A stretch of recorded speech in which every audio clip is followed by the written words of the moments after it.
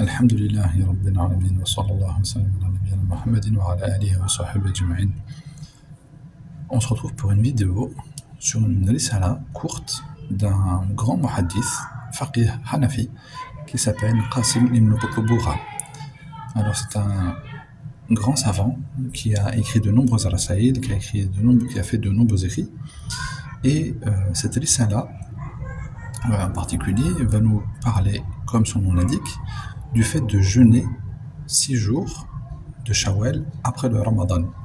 Alors dans cette risala, le shir va répondre à quelqu'un qui disait que dans le madhab Hanafi, il était détestable de jeûner les 6 jours de Shawwal, ou du moins il évoquait une divergence. Est-ce qu'il est détestable de les jeûner de façon absolue? Est-ce qu'il est détestable de les jeûner de façon suivie? Ainsi de suite. Et Ibn Qutb, rahmahullah, qui est un grand savant hanafite, va montrer quelle est la position réelle et exacte du madhab hanafi et va corriger les erreurs de celui qui a commencé à induire les gens dans l'erreur en affirmant des choses fausses concernant le madhab d'Abu Hanifa et les paroles de ses deux compagnons qui sont Abu Yusuf et Mohammed al-Hassan al-Shaybani, rahimahullah. Alors il va montrer avec exactitude quels sont les avis des imams et quel est l'avis exact d'Abu Yusuf plus particulièrement, et il va montrer l'avis du madhab Hanafi, comme quoi il dit que il n'est pas détestable de jeûner les jours de Shawwal, bien au contraire, il est recommandé de les jeûner, et que la divergence existant, mais que l'avis du madhab Hanafi, c'est qu'il n'est pas détestable du tout, et au contraire recommandé de les jeûner. Il va évoquer aussi la divergence. Est-ce que c'est recommandé de les jeûner, mais de façon séparée les jours des uns des autres, ou est-ce qu'on doit jeûner par exemple 2 jours par semaine, ou est-ce qu'on peut les jeûner directement après, et directement liés les uns aux autres? Et il va évoquer aussi la divergence qu'il existe avec le madhab maliki, qui voit qu'il est détestable de jeûner les 6 jours de Shawwal, mais là il ne va pas trop s'étendre, il va parler de l'avis de l'imam Malik, mais à la fin de la risala, il y a quand même donc la risala se termine et il y a un rajout qui parle de l'avis du madhab Maliki et qui montre de façon plus précise dans quelles conditions il est détestable de jeûner les 6 jours de Shawwal, et que ce n'est pas mutlaqan comme ça, il est détestable et puis on arrête, on ne jeûne pas. Non, il y a des conditions à remplir pour que ce soit détestable. Si elles sont remplies, c'est détestable, et si une de ces conditions vient à manquer, alors il n'est pas détestable de les jeûner, même dans le madhab maliki. Alors c'est une risala très courte, qui est très agréable à lire. Elle va parler non seulement du fiqh, mais aussi de la position des imams, comment on la comprend à travers leurs livres, et qu'il est important de l'étudier auprès de savants pour bien comprendre la position de certains imams.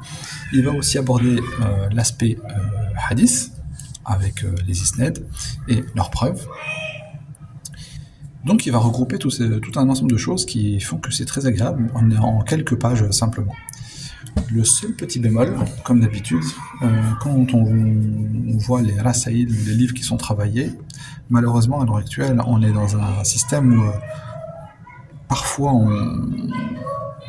ne fait pas trop attention à ce qui est édité, on ne relit pas forcément, et là pour exemple, le muhaqqiq, alors comme vous voyez, le titre s'appelle Tahrir al-Aqwal fi Sawm al-Sitt min Shawwal, et le muhaqqiq dit que il te dit جاءت تسمية الكتاب بتحقيق الأقوال في صيام الست من شوال. Donc il appelle ça تحقيق الأقوال في الصيام. Alors on voit que c'est pas du tout, ce n'est pas les mêmes termes employés ici. Et il dit على ظهر المخطوطة الأصل. Ce titre-là est écrit sur le manuscrit dont il va utiliser de façon de base, en fait. C'est le manuscrit de base qui va prendre comme référence, et c'est ce qui est écrit dessus. Donc on dit, bah tiens, il y a une divergence entre là et ce qui est écrit sur la martouta. Cependant, La Martouta, il nous a fait une photographie, ou du moins un taswir de la première page, et on voit bien que ce n'est pas marqué Tahqiq al-aqwal fi siyam, mais bien Tahrir al-aqwal fi sawmi. Donc, on se dit mince, là ça correspond à ça, et dans ce qu'il nous propose au début, ça ne correspond pas à ça. Et puis, on va confirmer que le titre s'appelle bien Tahrir al-aqwal fi sawmi à la fin de la risala. On le voit bien ici, Tahrir al-aqwal fi sawmi. Donc vous voyez, de temps en temps, il arrive de ce genre de petits problèmes. J'avais partagé ça aussi sur Instagram quand certains muhaqqiqoun font du travail alors qu'ils ne connaissent pas du tout leur boulot, qu'ils ne connaissent pas du tout la matière qu'ils vont éditer. Et j'avais partagé le fait que certains, dans le fiqh, on entend parler de Bintou Mahad dans le kitab de Zakah, et certains muhaqqiqoun disaient Bintou Mahad, la fille de Mahad, mais je ne vois pas du tout qui c'est. Alors que Bintou Mahad, on parle ici d'une chamelle, et pas de la fille de Mahad.